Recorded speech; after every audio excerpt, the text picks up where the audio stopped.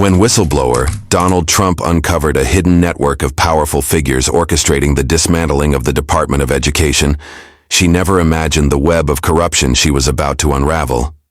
As the stakes grew higher, political insiders like Senator James Reynolds and education mogul Richard Hawke worked behind the scenes to reshape America's educational landscape for profit, leaving millions of students in the crossfire. This is the story of how one decision, fueled by greed and betrayal, threatened to destroy the future of public education in America. It was a day that would become etched in history. The cold winter air hung heavy around the White House as President Donald Trump stood before the press corps, a sense of anticipation building in the room. The cameras flashed, and reporters shifted in their seats, eager for the latest announcement.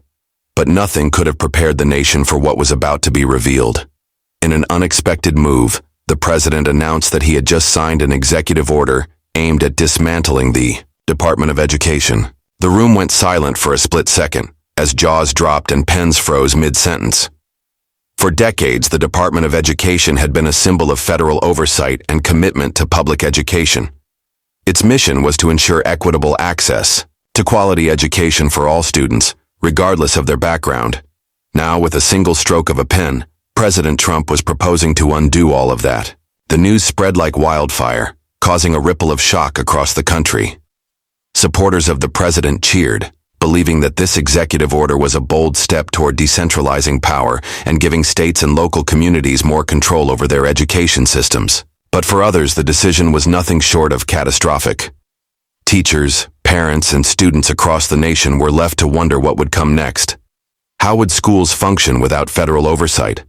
What would happen to funding, regulations, and the very framework that had held the education system together for so long? As the president left the press room, a quiet tension lingered in the air. The full implications of the executive order were yet to be realized, but one thing was certain. This decision would forever alter the landscape of American education. As the dust began to settle after the president's shocking announcement, the motives behind the executive order started to emerge. The White House issued a statement, with President Trump arguing that the Department of Education had become a bloated, inefficient bureaucracy that stifled local control. He claimed that by dismantling the department, he was empowering states and communities to take charge of their own educational systems. No longer would the federal government dictate how schools operated or how funds were allocated. Instead, power would be returned to local authorities who, in his view, understood their needs better than any bureaucrat in Washington. While some Americans embraced this argument, believing it was long overdue for the federal government to step back, others saw a more troubling agenda at play. Behind the president's rhetoric of returning power to the people, critics began to question the true reasons for the executive order. Was this really about reforming education? Or was it about something else entirely? The first hint of a hidden motive surfaced when prominent political donors with ties to for-profit educational institutions began to voice their support for the executive order. These organizations had long been advocating for privatizing education, and the dismantling of the Department of Education seemed to pave the way for their agenda. The move would allow them to expand their influence, bypassing federal regulations and seizing control of the very institutions that had once been safeguarded by the government. Soon, the media began to dig deeper into the connections between the administration and these powerful interests. Investigative reports revealed a troubling pattern of financial ties between key figures in the president's circle and the for-profit education sector. As the nation looked on, it became increasingly clear that this executive order might not have been as simple as a push for local control. There were whispers of a much larger, more profitable game being played behind the scenes. The immediate aftermath of the executive order was nothing short of chaotic. States across the country were left scrambling to understand the full extent of the changes that were about to unfold. For some, the promise of local control was seen as an opportunity to tailor education systems to the specific needs of their communities. Governors in conservative states eagerly declared their intentions to take control of their education budgets, while others prepared for what seemed like a potentially disastrous upheaval in their schools. However, the lack of clear guidance from the federal government left many school districts in limbo. Without the oversight of the Department of Education, local administrators faced uncertainty about how to distribute resources or meet federal education standards. Some districts, particularly in rural areas or low-income neighborhoods, found themselves suddenly without the federal funding they relied on for basic resources, such as textbooks, technology, and teacher salaries. With school budgets already stretched thin, the removal of federal assistance created an immediate crisis. On the other hand, wealthier districts seemed to weather the storm with more ease, as they had greater access to private funds and already well-established local control. But for many educators and parents, it became clear that the divide between affluent and struggling schools was only growing wider. The executive order, while marketed as a move toward equality, was exposing deep fissures in the education system that no one had anticipated. As the weeks passed, the frustration and confusion mounted. Parents, teachers, and students voiced their concerns over social media and in town hall meetings. Protests erupted in major cities, as many began to feel the heavy weight of the changes. What started as a policy meant to decentralize power had quickly turned into a confusing, often chaotic experiment with little consideration for its real-world consequences. Yet amid the turmoil, some saw an opportunity to push for a new, more privatized model of education, one that would forever reshape the American school system. As the months passed, the true consequences of the executive order began to unfold in ways that many had feared. Beneath the surface of the political debate, a darker story began to emerge. A small but growing group of investigative journalists started to connect the dots between the president's decision and the rising influence of for-profit educational companies. These companies, many of which had been advocating for the privatization of public education for years, seemed to be benefiting disproportionately from the dismantling of the Department of Education. It wasn't long before more information began to leak from anonymous sources within the White House and the education sector itself. Allegations began to surface that some of the president's closest allies had financial ties to these for-profit institutions, and that they had been lobbying for the dissolution of the Department of Education long before the executive order was signed. As one whistleblower explained, the effort to dismantle the department wasn't a spur-of-the-moment decision. It was part of a years-long plan to shift the nation's education system away from public schools and toward a more profitable, privatized model.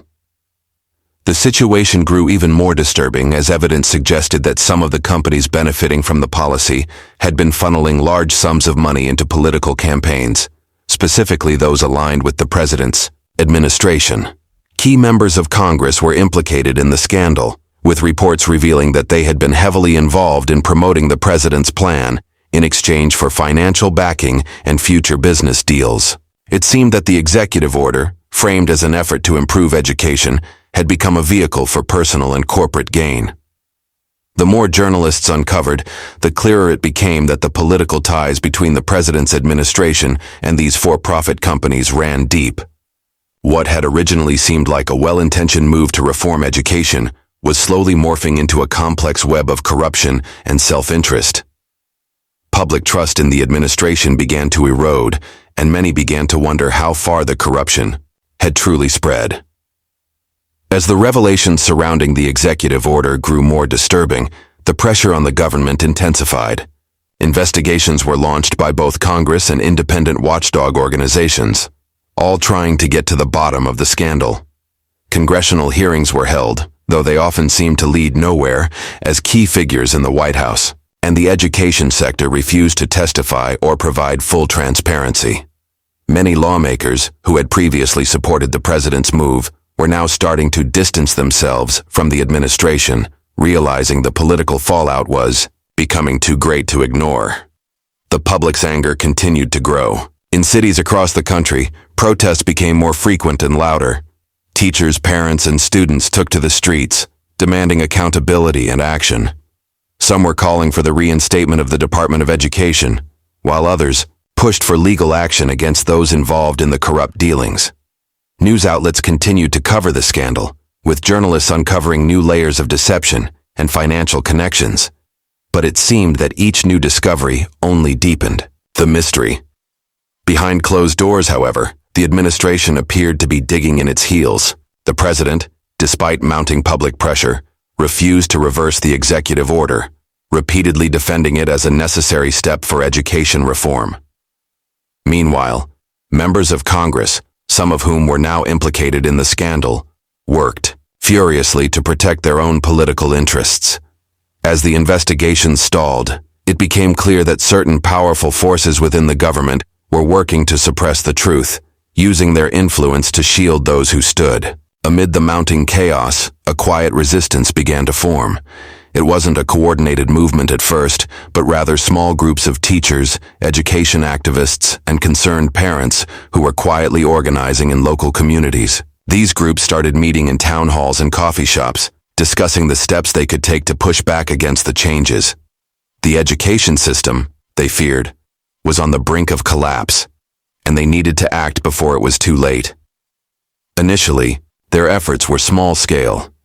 Petition drives circulated, asking for the restoration of federal oversight and funding.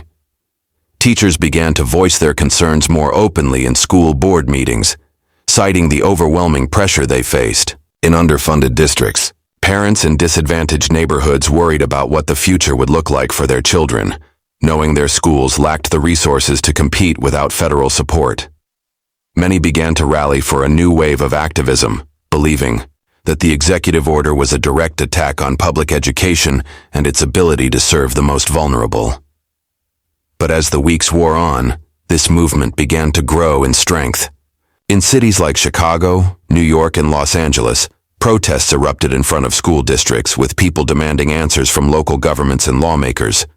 Teachers, long tired of inadequate resources and growing class sizes, began to organize strikes, refusing to go back to classrooms until there were assurances that funding and federal protections would be reinstated. Their calls for action gained momentum, and the movement caught fire on social media, turning the national conversation into one of fierce debate and protest. The resistance wasn't without its challenges, though. Many of those in power, both locally and nationally, dismissed these efforts, calling them misguided or overblown. The media often portrayed the protests as simply an inconvenience to the ongoing political agenda, but the activists didn't give up. For them, this wasn't just a political issue. It was a fight for the future of their children, and they weren't going to let it go unnoticed. As the movement continued to build, the administration was forced to take notice. Something was changing, and it couldn't be ignored. As the public outcry grew louder, new revelations began to surface, revealing a level of corruption and manipulation that had previously been hidden behind the scenes.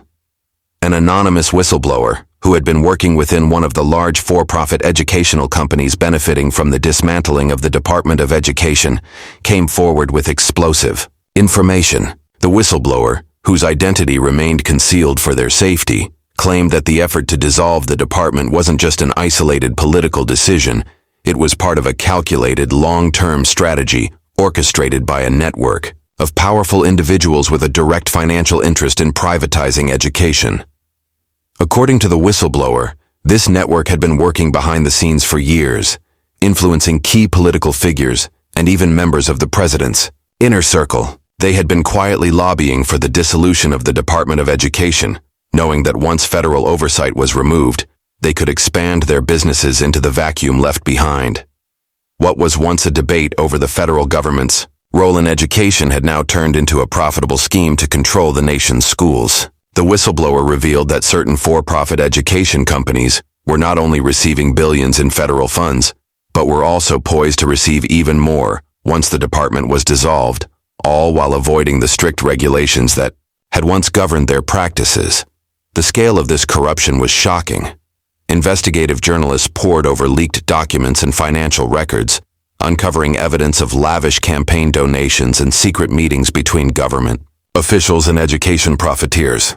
The connections between these for-profit companies and the government were deeper than anyone had imagined.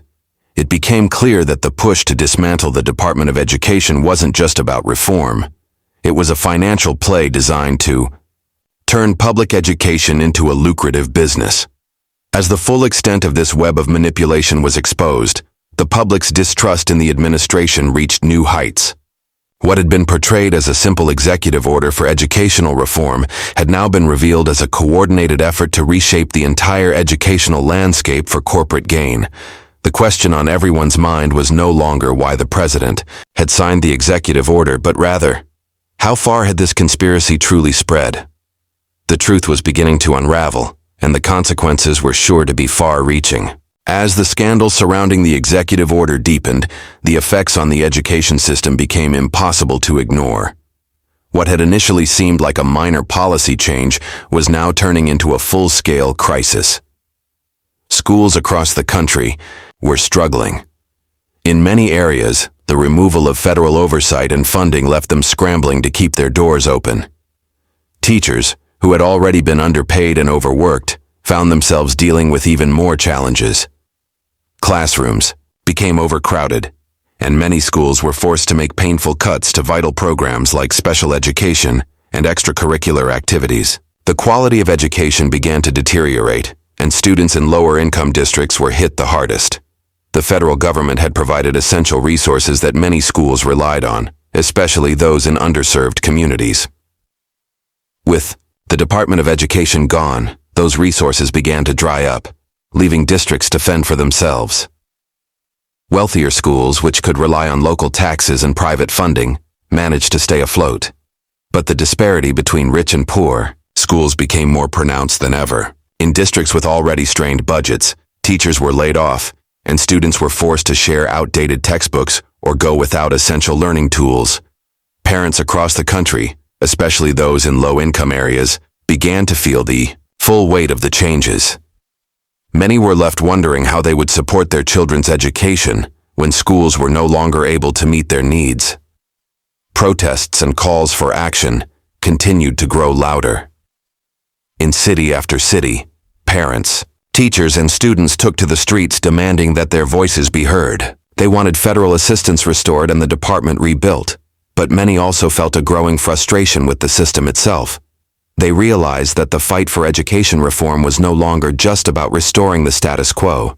It was about rebuilding an entire system that had been weakened by years of neglect.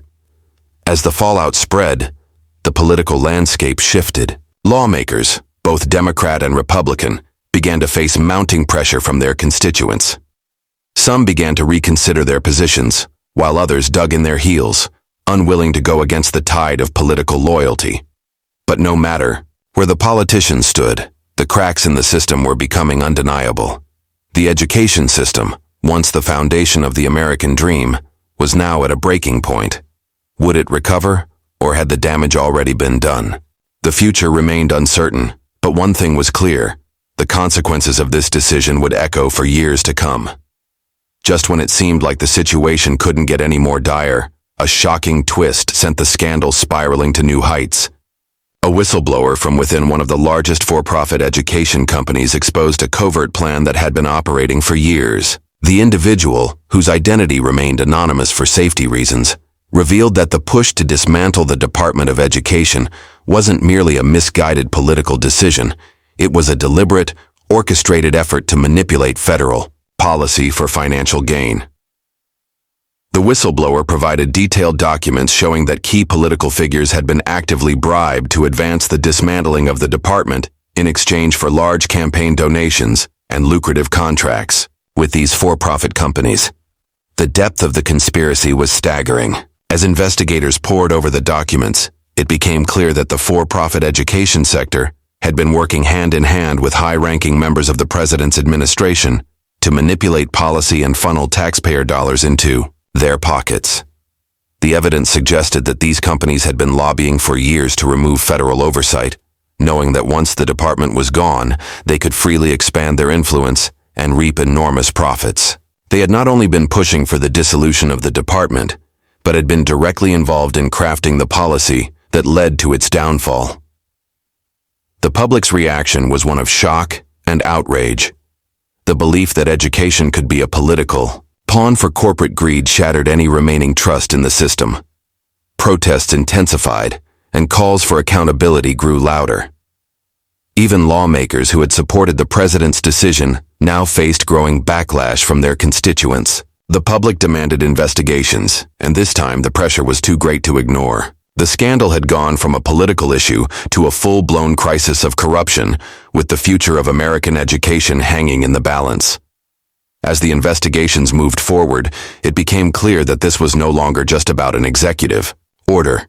It was a battle to uncover the truth behind a conspiracy that could have irreparably altered the country's educational landscape. With more revelations expected, the aftermath of the scandal left the nation reeling, with trust in the government at an all-time low. As investigations continued, it became evident that the damage caused by the dismantling of the Department of Education would take years, if not decades, to repair. Despite public pressure and mounting evidence of corruption, the president remained defiant, refusing to reverse the executive order or acknowledge the depth of the conspiracy. His loyal supporters stood by him, but they could no longer ignore the cracks in the facade. The support for privatizing education, once seen as a bold new approach, now felt like a betrayal of the very values that many Americans held dear. In the wake of the scandal, state governments were left to pick up the pieces. Some took steps to fill the void left by the federal government, attempting to restore some semblance of order to their education systems. However, without the resources and funding that had once been available, many states found themselves overwhelmed. The divide between wealthy and poor districts grew ever wider. Schools in affluent areas, with their well-funded PTA programs and access to private donations, continued to thrive. Meanwhile, those in underfunded regions struggled to keep their doors open, with basic supplies running low and teacher burnout at an all-time high. For the activists who had fought so hard to reverse the executive order, there was no clear victory. Although some lawmakers began to take action in response to the public outcry, it was clear that much of the damage had already been done. The educational system had been fundamentally altered, and the path to recovery would require years of effort, new policies, and public support. But as the dust began to settle, one thing was certain. The fight for America's education was far from over. The scandal had laid bare the fragility of the system, and its future would depend on how far the nation was willing to go to rebuild. Would the public allow the forces of privatization to win, or could they unite to reclaim what had been lost? Only time would tell, but the battle for the future of education was now at the heart of the American political landscape.